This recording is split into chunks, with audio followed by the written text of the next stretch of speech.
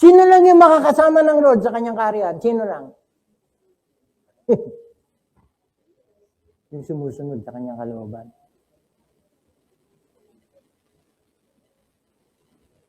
Nakapakinig ka, naituwid ka, nagsisi ka, itinuwid mo, inayos mo, hanggang sa kalooban. Bakit hanggang ngayon ang bigat ng kalooban mo? Bakit hanggang ngayon ang bigat ng buhay mo? Something is wrong. Baka may pinapagawa ang Lord na hindi pa natin ginagawa. So, ano dapat gawin? O, ito na. Ikatlo, the people being prepared. Kaya yung preaching, kasama sa pagpe-prepare. Kaya balang araw, pag umarap tayo sa Lord, magbibigay sulit tayo, bawat isa sa atin sa Lord. Hindi niya pwedeng sisihin si pastor. Hindi na nagkulang si pastor. Lahat na lang yata ng ano. Tuwing Sunday na lang, pinupukpok kami. May comment nga na, diyan sa church nyo, walang ginawa yung pastor nyo, kundi pagalitan kayo, payag naman kayo. Wala raw akong ginawa, kundi magalit sa mga member. Kaya tinanong ko yung nagsabi sa akin, ikaw, galit ka naman sa akin. Hindi naman, pastor. Okay, malaga ikaw. Tingnan yun. 2 Peter. Ayan, ito. Suki na natin itong 2 Peter. Pero bibigyan natin ng panibagong pananaw. 2 Peter chapter 3.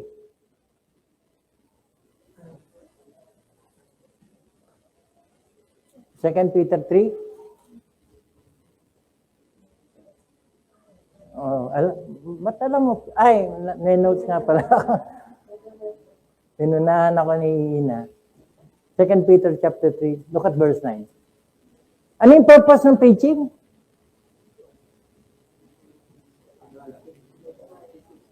Para may tamaan?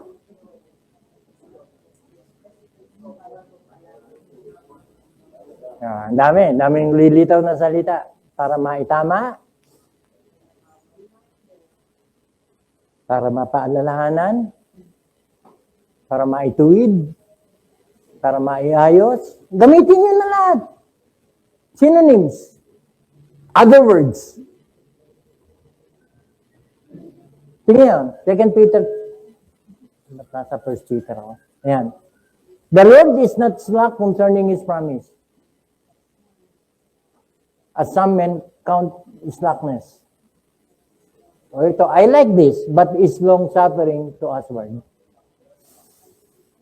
Sino yan? Ang unang tanong dyan, kasama ba ako dyan? Alam nyo, whether you are a believer or an unbeliever, kasama tayo lahat doon. Yung usward yan. Why?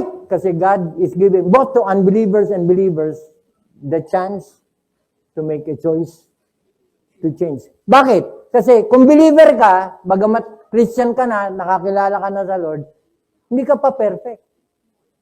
Nagkakasala ka pa rin.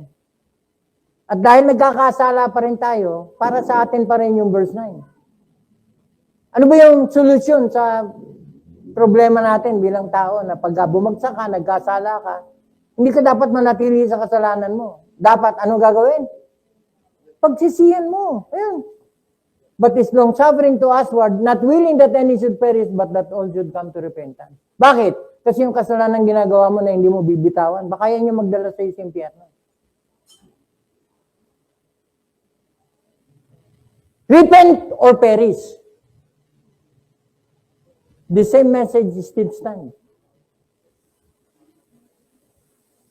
Bakit? Bakit mahalaga na magsisi? Verse 10. But the day of the Lord will come as a thief in the night, by the which the heavens shall pass away. Sounds familiar? With a great noise, the elements shall melt with fervent heat. The earth also and the works that are therein shall be burned up. Nalala niyo 1 John chapter 2, verse 17, the world passeth away and the lust thereof. Anong kinalaman to, Pastor, sa restoration? Kasi this is the final episode sa restoration. Kasi after this, alam niyo kung ano magiging resulta? New heaven, new earth, new Jerusalem.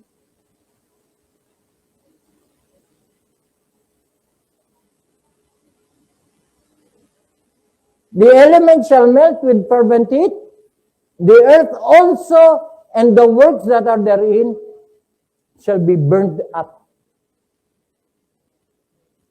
Alam niyo, hindi ako doktor, pero isang best way of disinfecting medical equipment is autoclave. Alam niyo yung autoclave? The process of burning germs. Ipapasok siya sa isang parang microwave. Actually, the principle is burning. Sinusunog. Look at verse 11. Kaya yung glory is the best incentive in being godly. Kung merong dahilan siseryosohin mo magpakabanal, magpakabuti at magpakatuwid sa buhay is because naghihintay ang glory. Kasi kung hindi ganun yung buhay natin, hindi ka para doon. Ito. Seeing then that all these things shall be dissolved, what manner of persons ought ye to be in all holy conversation and godliness? Gugunawin ang mundo dahil sa kasalanan. Gusto mo sumama? Sama ka, di ka. Kasi kung meron mang dahilan kung bakit talagang siseryosohin natin ang pagiging Kristiyano natin, ito. Bakit mahalaga yung sundin ang kalooban mo? Kasi kung hindi kalooban ng Diyos susundin natin, masusunog ka.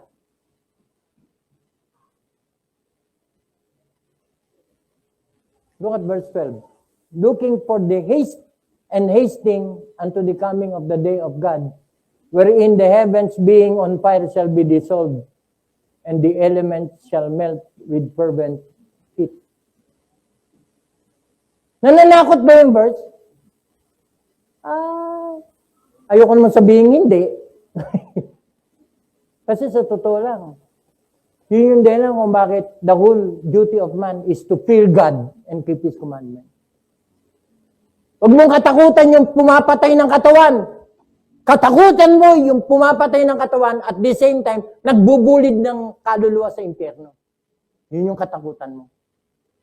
Kaya kung hindi nagdudulot ng takot itong mga talatang ito, baka nagkakamali ka ng pinapakinggan. Kasi dapat talagang magdulot sa atin ng fear of God to. Kasi God is not only a God of love, He is also a God of wrath.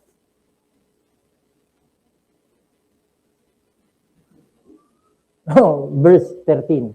Nevertheless, we according to His, again, promise. Nakailang promise na yung narinig natin? John 14. Di ba? According to His promise, we look for new heavens, new earth, wherein dwelleth. Kaya ngayon pa lang, linilinis na tayo. Yung mga mensaheng naririnig natin, it is intended para, kaya nga yung sermon, kadalasan, nung maliit pa ako, na-sermonan ka na naman. Another word na ginagamit sa sermon, sabon. Nasabon ka na naman. Nagbanlaw ka na ba? Bakit ka sinabon? Para luminis. Hello? Kaya yung preaching, tawag dyan, sermon. Kaya yung mga simbahan na puro feel good, hindi nasasabon. Hello? Huwag naman kayo magalit. We look for a new heaven and a new earth. Ano ito? Restoration. Bakit new? Kasi the old is corrupt.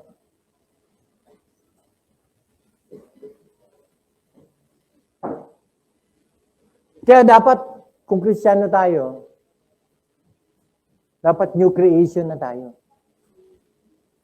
Kaya hindi mahirap linisin ng Christian. Bakit? Kasi malinis na eh. Ang huhugasan mo na lang sa kanya, paa eh. Kaya yung sabi ni Pedro na, pati kamay at saka buong katawan ko na. Sabi ng Lord, hindi, nalinis ka na eh. Yung paa lang. Bakit paa? Kasi yung paa nadudumihan pag naglalakad. Ano ibig sabihin nito? Kasi napatawad na tayo, magmula na maging Kristiyano tayo. Doon nga nag-umpisa yung kalinisan natin. You are clean through the word which I have spoken unto you. Again, preaching. Kaya dapat yun yung pinaka-direksyon ng pangangaral. Para tayo, habang nakikinig tayo, lumilinis tayo. Kaya ang right response sa mga preaching na naririnig natin, tamaan ka o hindi, ang right response is always, praise God. Thank you, Lord, for reminding me. Thank you, Lord, for giving me this chance to make a choice, to change.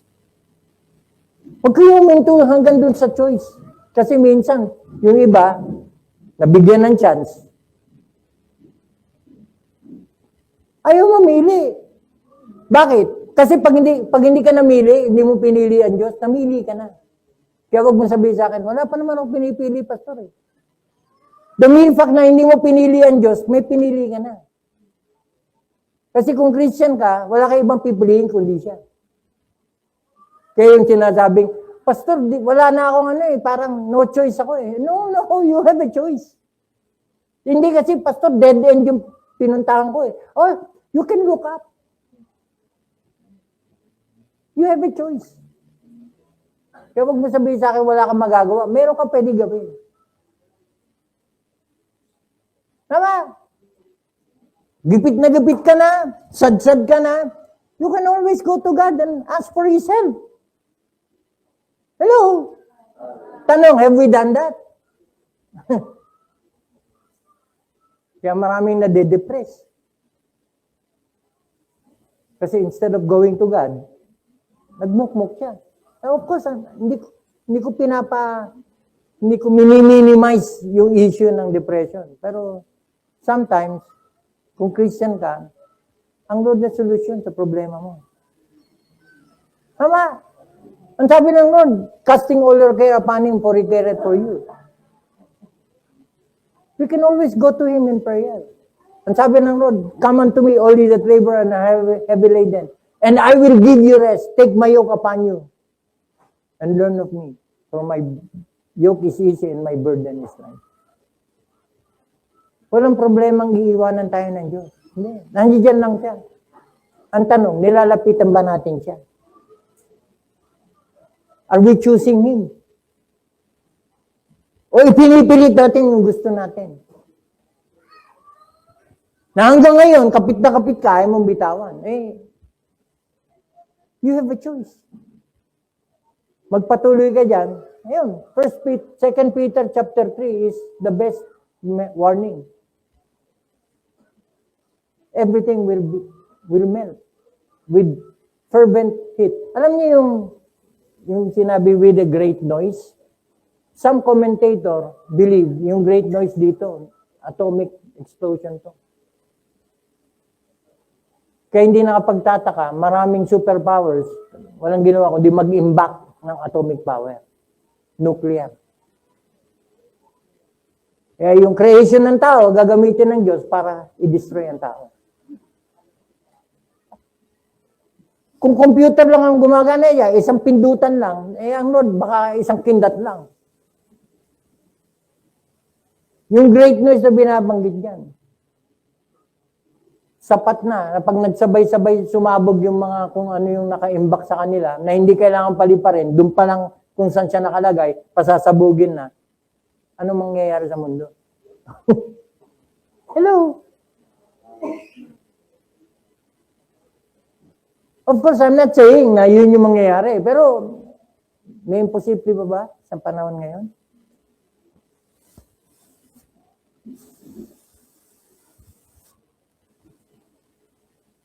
Ito. Speaking of the people being prepared, look at Revelation chapter 21. Ito, final ano ko na to. Revelation 21. Kasi binanggit ni Peter yung new heaven, new earth. We might as well continue that. At matatapos na ako, konti na lang. Look at verse 1.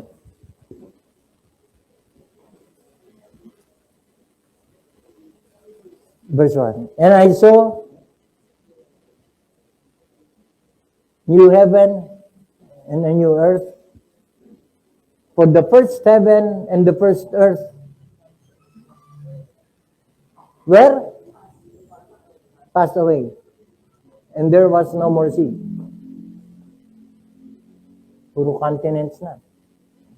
Verse 2. And I saw the holy city, New Jerusalem, coming down from God out of heaven, prepared as a bride adorned for her husband.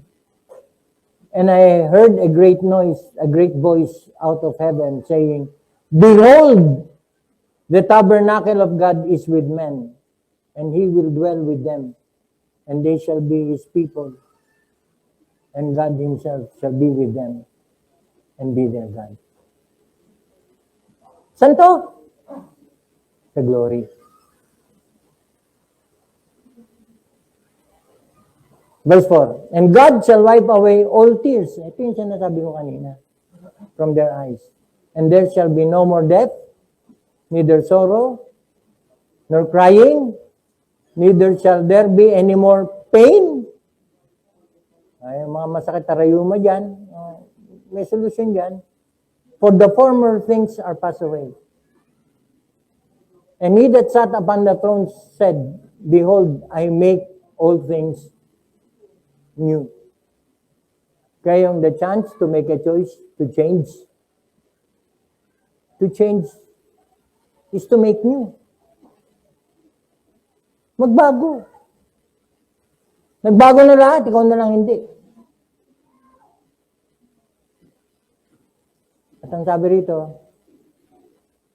and he that write, for these words are true and faithful. And he said unto me, It is done. I am the Alpha and Omega, the beginning and the end. I will give unto him that is athirst of the fountain of water of life freely. Ito, team natin to. Verse 7. He that overcometh shall inherit all things. Sino yung overcomer? Sino? Yung masunurin sa kanyang kalooban. Why? Kasi sila yung makakapasok hanggang kalwalhatian. Tanong, kasama ba tayo doon? Mayroon ba sagutin yung tanong? Babaguhin ko yung tanong. Sunod ba tayo sa kanyang kalooban?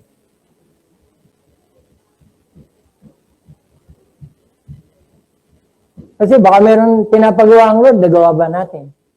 May pinapaayos ang Lord, naayos ba natin? May pinabibitawan ng Lord, ginawa na ba natin? O hanggang ngayon, siya yung yakap-yakap. Hindi mo pwede yakapin ng Lord na may iba kang yakap. Hello? Sundin ang kalooban mo. Hindi mo pwedeng sundin ang kanyang kalooban kung ang kalooban mo ang nasusunod. Kasi most likely, magkakontra yan. Tama? Hello?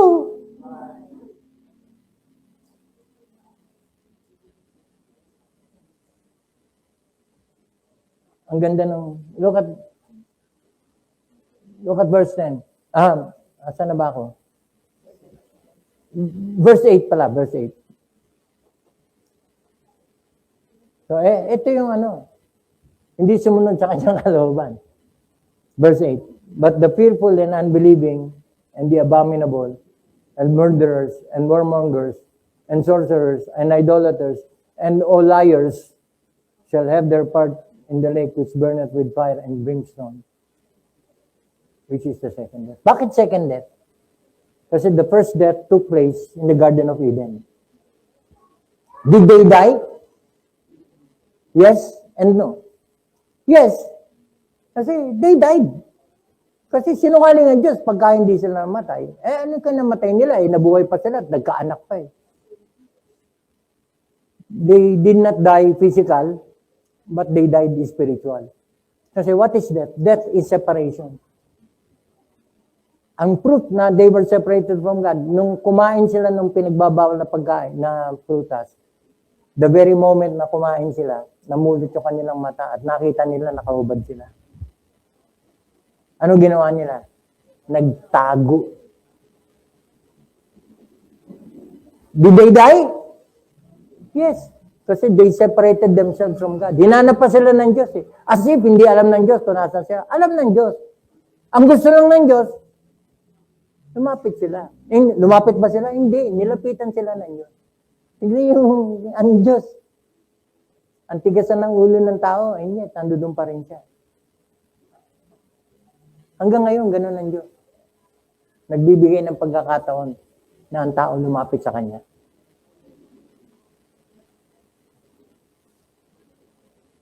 So, second death. Bakit second death? Kasi darating yung panahon, pag binulid ang lahat ng mga dinescribe dito, fearful, unbelieving, abominable, murderers, at ibinulid sila sa impyerno, yun yung second death. Bakit? Kasi kung yung first death is the separation of man from God, spiritually, na separate sila, they died spiritually, kaya they are dead spiritual. Yung second death is the separation of man from God for all eternity. So the difference between the first death and the second death, yung first death, pwedeng maremedyohan habang nabubuhay tayo rito if we make the right choice of choosing God, living for God, obeying God. We will be saved from the second death. Kaya may saying na, he that is born once will die twice, but he that is born twice will die once. Kasi hindi ka kasama sa second death. Sino yung makakasama sa second death? The unbelieving, the fearful, the abominable, the murderers, the warmongers, sorcerers, idolaters, shall have their part in the lake which burneth with fire and brimstone. This is the second death. So sa Revelation chapter 21, sino yung dinidescribe dito na papasok sa langit?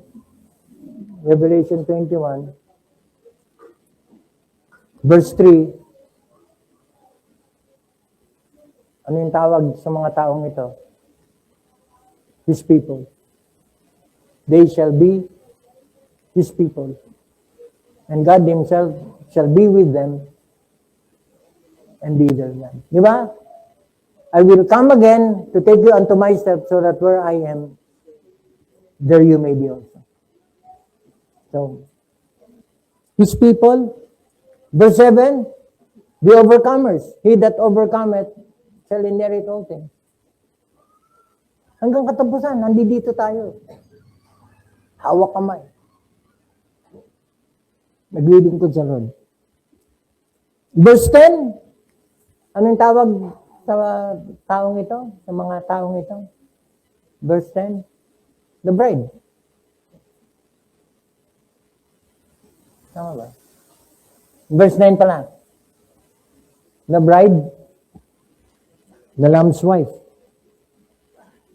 Verse 24. Chapter 21, verse 24. Anong tawag dito sa mga taong ito? Them which are saved.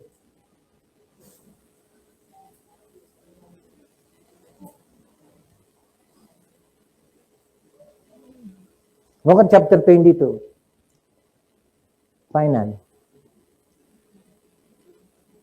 Look at verse 7.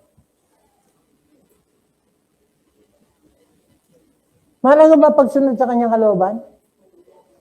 You tell me. Look at verse 7. Behold, I come quickly. Blessed is he that obey. Keepeth the sayings of this prophecy, of this book. So, anong tawag sa mga taong papasok ng langit? Blessed. Why are they blessed? Because they're obeying His will. Look at verse 14. Again, blessed are they that do His commandments, that they may have the right to the tree of life, and may enter in through the gates into the city. So, sino yung papasok sa kaharian? Those who obey. Mahalaga ba itong pinag-uusapan natin? You tell me. Kalimutan nyo na lahat ng mensahe na narinig nyo. Huwag ito. Kapag dito nakasalalay, kung kasama tayo.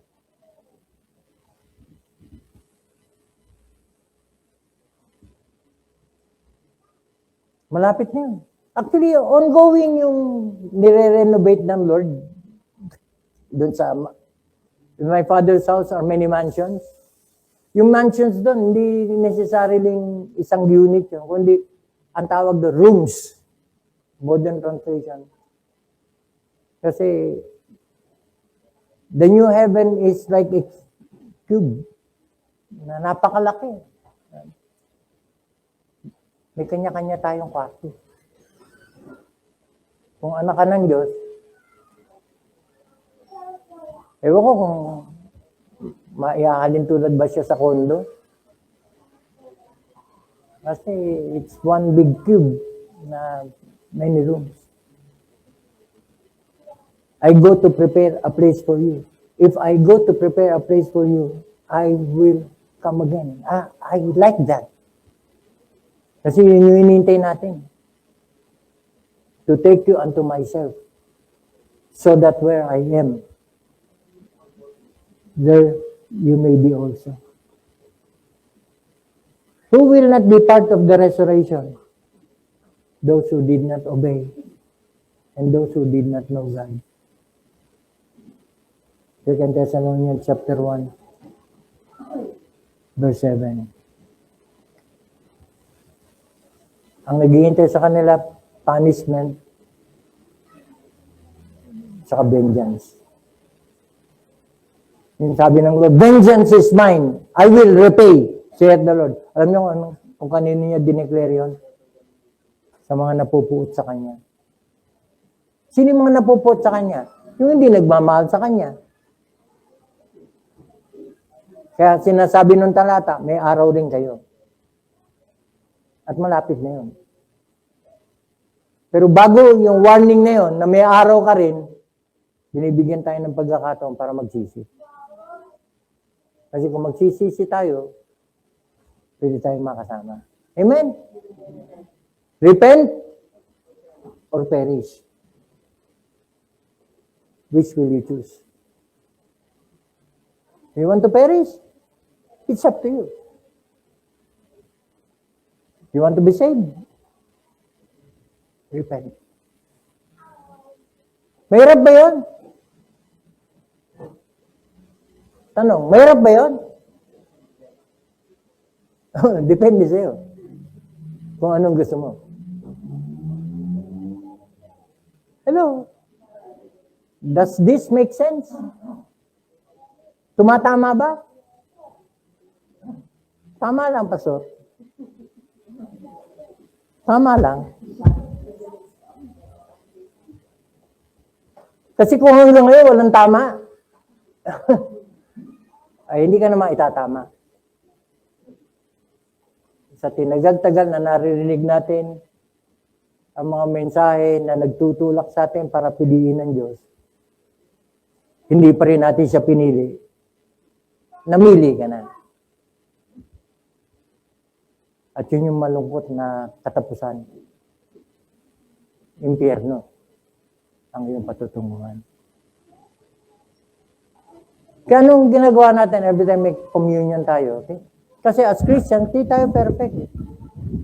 Nagkakasala tayo. Lumilihis tayo ng landas. Pag lumapit tayo sa Diyos at nanghingi ng tawad, nagpapalinis tayo. Nagpapatulid tayo. Nagpapaayos tayo. Ano decision mo? Panginoon, salamat sa mensaheng aming narinig. Marahil, Panginoon, ito yung unang pagkakataon na narinig namin to. Kung wala pa ang sino mang nandirito ngayong umaga, kung meron sa aming kalagitnaan ng wala pang relasyon sa inyo, hindi pa kayo kinilala bilang kanyang tagapagligtas, hindi pa niya nagawang pagsisihan ang kanyang mga kasalanan, Harinawa, gamitin niyo ang pagkakataong ito para magdulot ng conviction sa puso